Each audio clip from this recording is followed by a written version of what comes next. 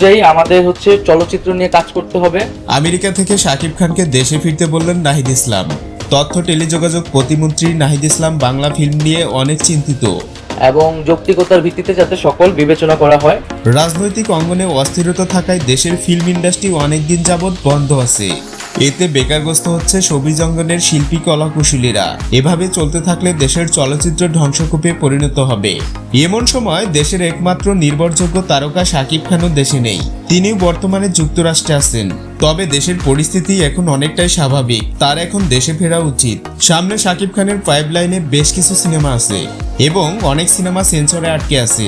এগুলোর মধ্যে অন্যতম হলো আগুন, অন্তরাত্মা এবং অগ্নিপথ। এসব সিনেমাকে উদ্দেশ্য করে নাহিদ ইসলাম বলেন, আমি ইতিমধ্যে জেনেছি অনেকগুলো চলচ্চিত্র সেন্সরে পড়ে আছে।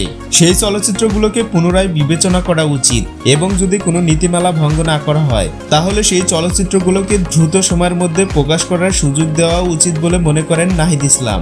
এ সময় তিনি বাংলা চলচ্চিত্রের উন্নয়ন নিয়েও আরো ভালো ভালো মন্তব্য পেশ করেন। বাংলা ছবি জঙ্গনে শাহরুখ খানের কোনো অংশে কম নয় শাকিব খান। বলিউডে যেমন কিং শাহরুখ খান, তার নাম যশ খ্যাতি পুরোটাই আলাদা, তেমনি তার থেকে কোনো অংশে কম নেই বাংলাদেশের শাকিব খানের। তার ভক্ত থেকে শুরু করে শুভাকাঙ্ক্ষীদের লক্ষ্য করলে এমনটাই প্রমাণ পাওয়া যায়।